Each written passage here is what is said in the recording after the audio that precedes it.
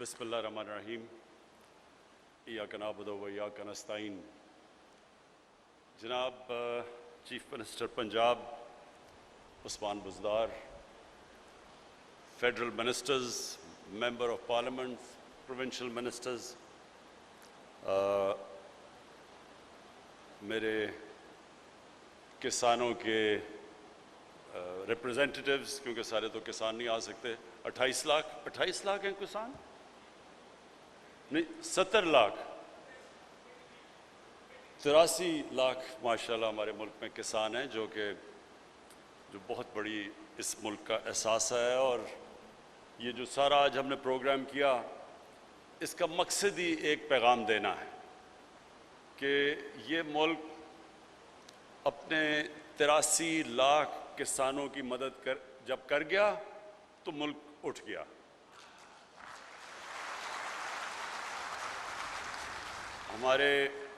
ہمارے جو کسان ہیں، محنت کش لوگ ہیں. بالکل اس نے جمشید چیمہ نے صحیح بات کی کہ ایک مہم چلی ہوئی تھی کہ بڑے جاگیردار، اور جاگیرداروں نے ملک تباہ کر دیا. اور اس سے لوگوں کو، جو شہر میں رہتے ہیں لوگ، وہ تو فرق ہی نہیں کر سکتے جاگیردار اور کسان میں. 26,000 سارے ملک میں وہ لوگ ہیں جن کی زمین 125 ایکڑ سے زیادہ ہے. 26,000. تو جب لوگ کہتے تھے کہ جی جاگیردار ٹیکس نہیں دیتے، انہوں نے یہ کیا اور وہ کیا اور لوگوں پہ ظلم کیا، تو وہ یہ نہیں ریئلائز کرتے کہ وہ تو 26,000 سے بھی کم ہے. اصل اس ملک کی جو جان ہے وہ اس ملک کے کسان ہیں. اور مجھے بڑی خوشی ہوئی، مجھے آج 2 بڑی چیزوں سے خوشی ہوئی. ایک تو یہ خوشی ہوئی کہ تحریک انصاف کے دور میں سب سے بہترین ہم نے اپنے جو محنت کش کسان ہیں، جو سب سے زیادہ محنت کرتے ہیں، ان کی کسانوں کے پاس اضافی 1100 ارب روپیہ مزید گیا. 1100 ارب روپیہ. اور یہ اس لیے گیا کہ سب سے پہلے جو کسان گنا اگاتے ہیں، ہم نے دیکھا کہ وہ بیچارے، جو ہم دیکھتے آئے کہ کیونکہ طاقتور اس ملک میں شوگر مل والے ہیں،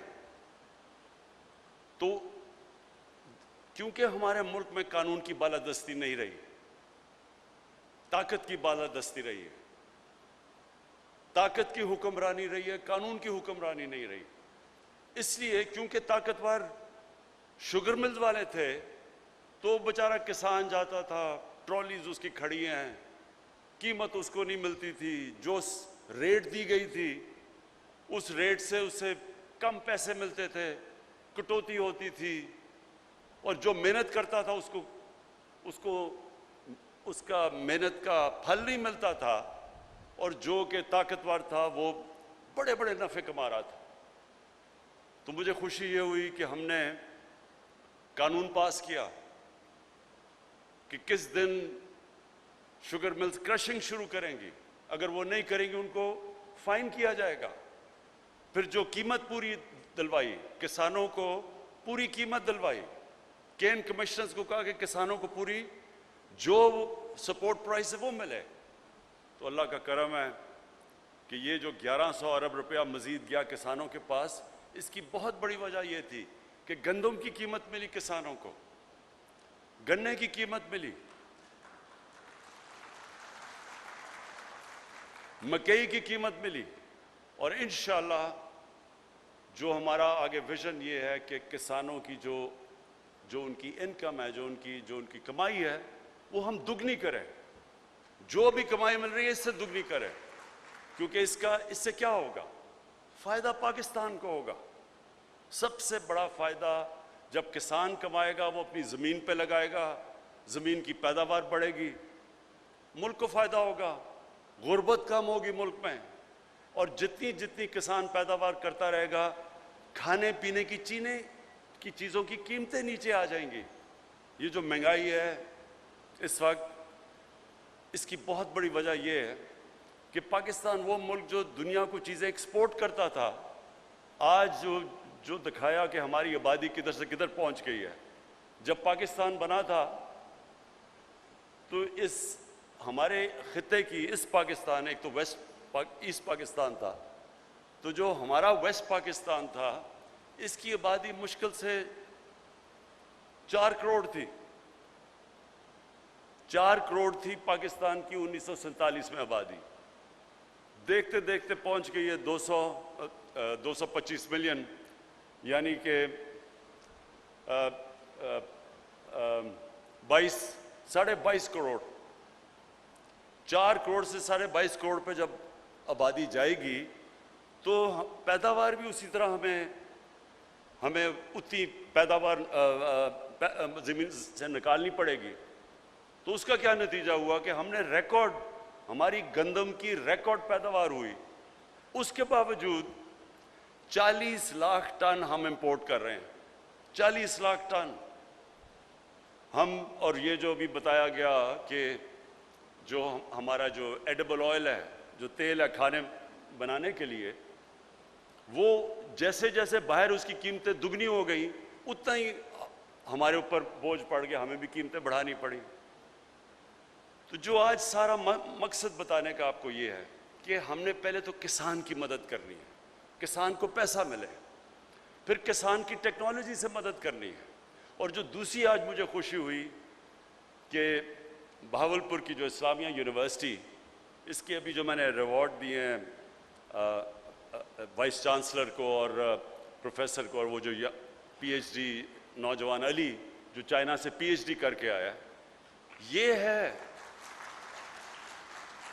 یہ ہے پاکستان کا مستقبل کا راستہ۔ جب تک ہم اپنے ملک میں ریسرچ نہیں کریں گے، اچھی بلی مجھے بچپن میں یاد ہے کہ ہم دنیا کہتی تھی جی فیصل آباد میں ایگریکلچر کی یونیورسٹی بڑی کلاس کی ہے، بڑی اس کی تعریفیں ہوتی تھی، وہ بڑے بڑے بیج بناتی تھی۔ دیکھتے دیکھتے ہماری وہ جو یونیورسٹی کی جو ساری طاقت تھی ریسرچ کرنے کی، وہ آہستہ آہستہ ختم ہو گئی۔ تو آج ہم کیوں ادھر بیٹھے ہوئے ہیں؟ یہ ملک، اللہ نے جو زمین دی ہے اس ملک کو، جو ہمارے پاس 12 موسم دیے ہیں، ہم تو کچھ بھی کر سکتے تھے۔ ابھی جمشید چیمہ نے آپ کو بتایا کہ کتنی چیزیں جو ہم باہر سے منگواتے ہیں وہ ہم پاکستان میں ساری اگا سکتے ہیں۔ جس ملک کے پاس 12 موسم ہوں، ہر چیز وہ اگا سکتا ہے پاکستان میں، لیکن اس کے اوپر ریسرچ ہو، زوننگ کی جاتی، بتایا جاتا کہ کس جگہ پہ کیا چیز اگر اگائیں تو اس کا زیادہ فائدہ ہے۔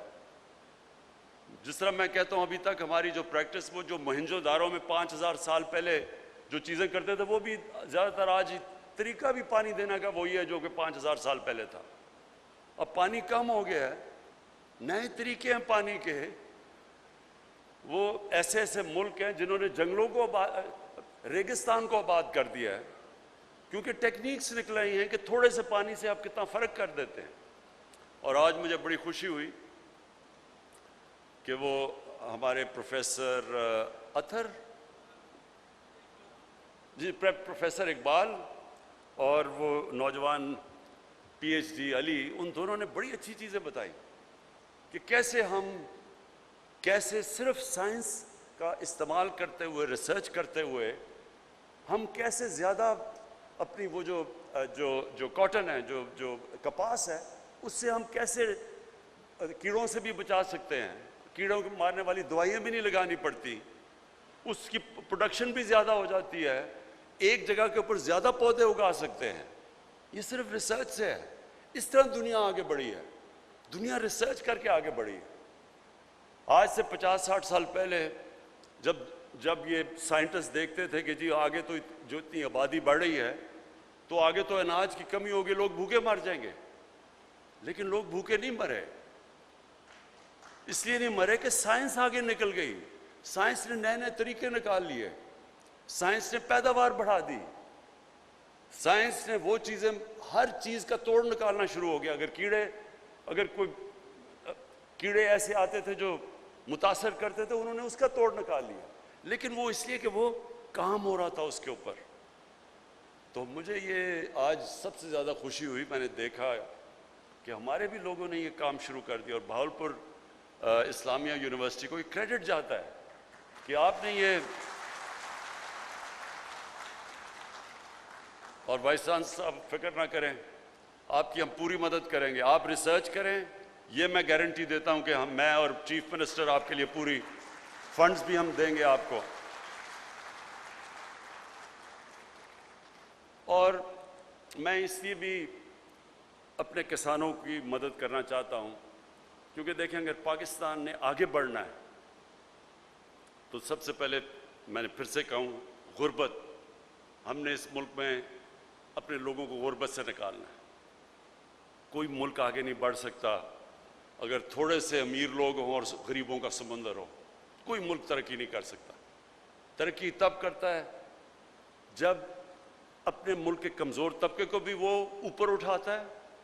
انسانی معاشرہ ہوتا ہی وہ ہے جس میں انسانیت ہو، اور انسانیت کا تقاضا ہے کہ جو آپ کے لوگ پیچھے رہ گئے ہیں، دنیا کی ریس میں پیچھے رہ گئے ہیں، ہماری پوری کوشش ہو کہ ان کو ہم اوپر اٹھائیں۔ اور یہ مدینہ کی ریاست میں یہ نبی صلی اللہ علیہ وسلم نے سب سے بڑا اصول لے کے آئے تھے، دنیا کی تاریخ میں پہلی دفعہ کہ ریاست نے اپنے کمزور طبقے کو کی ذمہ داری لے کے پہلی دنیا کی تاریخ کی فلاحی ریاست بنائی تھی۔ تو چائنا نے اگر آج دنیا کی سب سے بڑی پاور بننے جا رہا ہے تو انہوں نے وہی اصول اپنائے تھے، انہوں نے بھی اپنے غریبوں کو اوپر اٹھایا تھا۔ آج سے 35 سال پہلے چائنا اور ہندوستان تقریباً ایک جگہ کھڑے تھے۔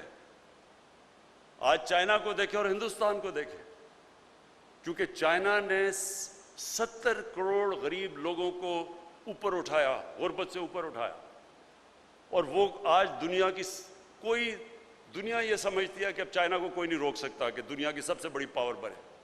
ہندوستان کو دیکھیں، غربت کی انتہا ہے، ابھی دیکھیں جو حالات ہیں ان کے، اور کیا وجہ ہے؟ کیونکہ ان کا چھوٹا سا طبقہ امیر سے امیر ترین ہو گیا، لیکن غربت کی انتہا ہے وہاں۔ تو ہم نے وہ، جب میں کہتا ہوں کہ مدینہ کے ریاست کے اصولوں پہ چلنا ہے، تو سب سے پہلے جب ہم اپنی لوگوں کو غربت سے اٹھائیں گے تو ہمیں اپنے کسانوں کی مدد کرنی پڑے گی۔ جب کسان پیسہ بنائے گا، دیہات میں زیادہ غربت ہے، دیہات میں جب پیسہ جائے گا، جس طرح 1100 ارب روپیہ گیا ہے، مزید گیا ہے، جو پہلے سے زیادہ گیا ہے، تو جس طرح ہم دیہات میں کسانوں کی مدد کرتے جائیں گے، ملک خود ہی خوشحال ہوتا جائے گا۔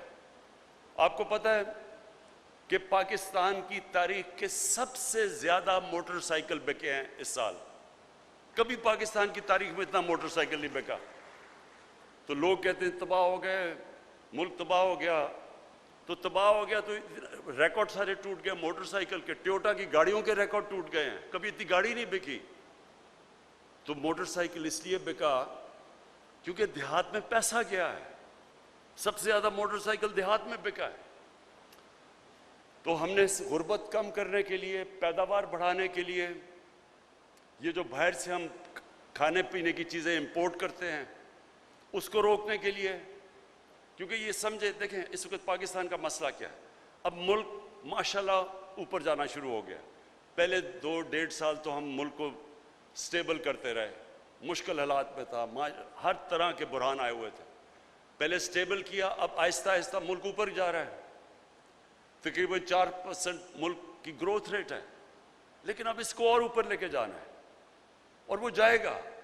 لیکن جو مسئلہ ہمیں آئے گا وہ ہے جس کو کہتے ہیں کرنٹ اکاؤنٹ، کہ ڈالر کتنے ملک میں آ رہے ہیں، ملک سے باہر کتنے جا رہے ہیں۔ یہ ایک مسئلہ اس لیے آ رہا ہے کیونکہ اب مشینیں امپورٹ کر رہی ہیں، ٹیکسٹائل کے لوگ فیکٹریاں مزید لگا رہے ہیں، اور لوگوں جب مشین امپورٹ کرتے ہیں تو ڈالرز ملک سے باہر جاتے ہیں۔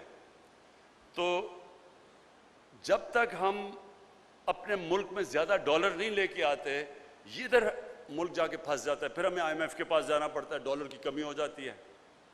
اس لیے جو ہم چیزیں کھانے پینے کی امپورٹ کرتے ہیں، اور اس سال ہم نے سب سے زیادہ پاکستان کی تاریخ میں کھانے پینے کے اناج امپورٹ کیا ہے، کبھی اتنا زیادہ نہیں کیا۔ کاٹن بھی جو پاکستان ایکسپورٹ کرتی تھی، کاٹن بھی ہمیں امپورٹ کرنی پڑی۔ تو اس لیے کسانوں کو جب تک ہم مدد نہیں کریں گے ہمارا یہ ٹریڈ امبیلنس ہو جائے گا، جسے کہتے ہیں کرنٹ اکاؤنٹ، وہ بجائے سرپلس میں ڈیفیسٹ میں چلا جائے گا۔ تو یہ ہمارا اس وقت چیلنج ہے، تو اس لیے بھی ہم نے کسانوں کی مدد کرنی ہے۔ لیکن کسانوں کی جو میں ابھی جو ہم نے کسان کارڈ دیے، یہ بھی ایک انقلاب ہے۔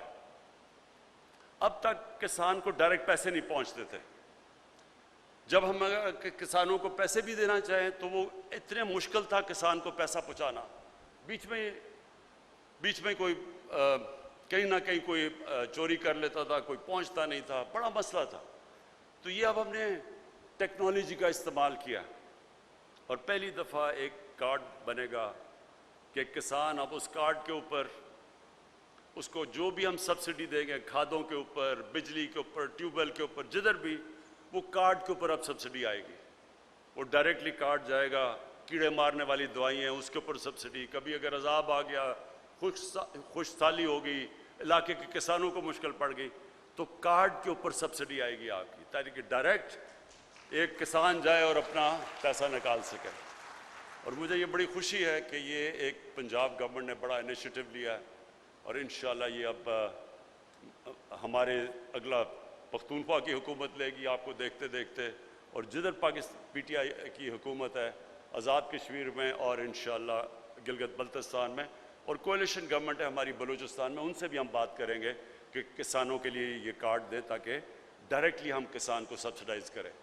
اس کے ساتھ ساتھ ہیلتھ کارڈ، یہ ہیلتھ کارڈ تو میری جب سے میں پولیٹکس میں آنے کا سوچ بھی رہا تھا، تو تب سے میرا تھا کہ اللہ نے کبھی مجھے موقع دیا تو سب سے پہلے میں ایک ہر پاکستانی اور خاص طور پہ جو ہمارے غریب طبقہ ہے اس کے لیے ایک انشورنس ہوگی اس خاندان کے لیے کہ اگر گھر میں بیماری ہوتی ہے اور ان کے پاس، اگر غریب لوگوں کے پاس پیسہ نہیں ہے تو ان کے پاس انشورنس ہوگی تاکہ وہ کسی بھی گورنمنٹ میں اور پرائیویٹ ہاسپٹل میں جا کے اپنا علاج کروا سکیں۔ اب یہ شوکت خانم کینسر ہاسپٹل بنا کیوں تھا؟ والدہ کو کینسر تھی، سب سے مہنگا علاج کینسر کا ہے۔ تو تب مجھے احساس ہوا کہ اگر ہمارے گھر میں پیسہ بھی اللہ نے کرم کیا ہوا تھا، تو اگر ہمیں اتنی مشکل ہے تو ایک غریب گھرانے میں کینسر ہوتی تو وہ کیا کرے گا؟ تو یہ تھی وجہ شوکت خانم بنانے کی، جو اللہ کا کرم ہے کہ آج بھی دنیا کا یہ 2 پشاور کا اور جو لاہور کا ہاسپٹل ہے، دنیا میں واحد کینسر ہاسپٹل ہیں دونوں، جدھر 70% مریضوں کا مفت علاج ہوتا ہے، کینسر کا علاج۔ لیکن میں نے تب بھی یہ سوچا کہ کبھی مجھے موقع ملے گا تو سب سے پہلا کام یہ کروں گا۔ تو ہمیں بڑی دیر لگی ہے تیاری کرنے کے لیے۔ پہلے پختونخوا کی حکومت میں پہلے ادھر سے شروع کیا ہم نے، ادھر سے انہوں نے تھوڑا تھوڑا کرتے ہوئے پھر سارے، اب پختونخوا میں ہر خاندان کے پاس ہیلتھ انشورنس ہے۔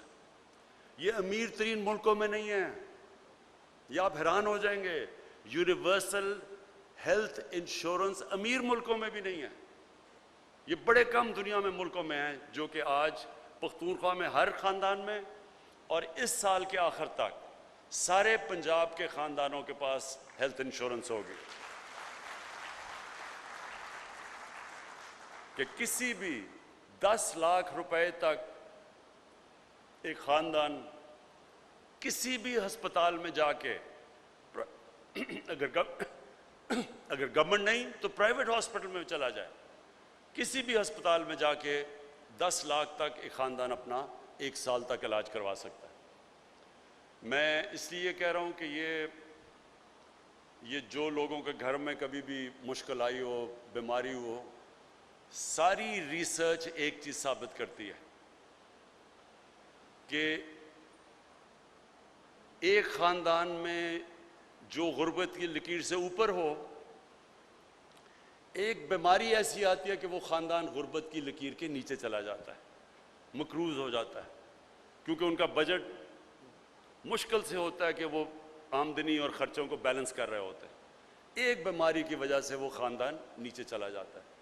تو اس لیے یہ ہیلتھ کارڈ میں پھر سے اپنے پنجاب کے وزیر اعلیٰ کو خاص طور پہ اس کے لیے خراج تحسین اس لیے پیش کرتا ہوں کیونکہ مجھے پتہ ہے جب کیبنٹ میں ڈسکشن ہوتی ہے کہ جی یہ بھی چاہیے، فلانی بھی چیز، یہ بھی نہیں، سڑکیں، یہ وہ سب کچھ چاہیے ہوتا ہے، تو کئی دفعہ لوگ بھول جاتے ہیں کہ ہماری سب سے بڑی ذمہ داری تو وہ اس آدمی کی ہے، وہ لوگ ہیں جو بیچارے مشکل میں ہیں، تکلیف میں ہیں، غریب ہیں، تو ان کے لیے کوئی سوچتا ہی نہیں تھا کہ ان کو کیا ہوگا. کبھی کسی نے سوچا نہیں کہ غریب آدمی کے گھر میں اگر کوئی بیماری ہو تو وہ کدھر جائے گا. اور یہ جو اس کے کسان کارڈ اور جو آپ کا ہیلتھ کارڈ ہے، یہ آپ نے سب سے بڑے کام کیے ہیں، اور انشاءاللہ یہ جب ہمارے ملک کی تاریخ لکھی جائے گی تو یہ ایک ٹرننگ پوائنٹ ہوگا ہماری تاریخ کا کہ کب وہ ملک نے اپنا راستہ بدلا جس کے لیے یہ ملک بنا تھا.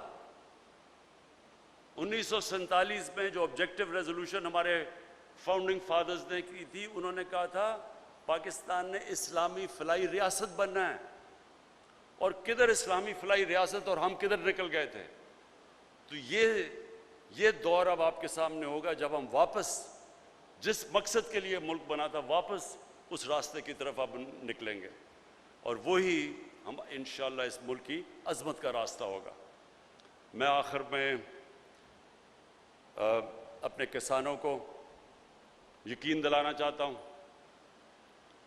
کہ یہ میں آپ کے اوپر کوئی احسان نہیں کر رہا، یہ میرا فرض ہے کہ میں اپنے ملک کے کسانوں کی مدد کروں، اپنے ملک کے لیے ان کی مدد کروں، اپنے ملک کے مستقبل کے لیے، اپنے ملک میں غربت کم کرنے کے لیے، اپنے ملک میں خوشحالی لانے کے لیے میں اپنے کسانوں کی مدد کروں. اور انشاءاللہ آپ دیکھیں گے کہ میری حکومت، میری پروونشل حکومت، میری فیڈرل حکومت ہر وقت آپ کے ساتھ کھڑی ہوگی. شکریہ.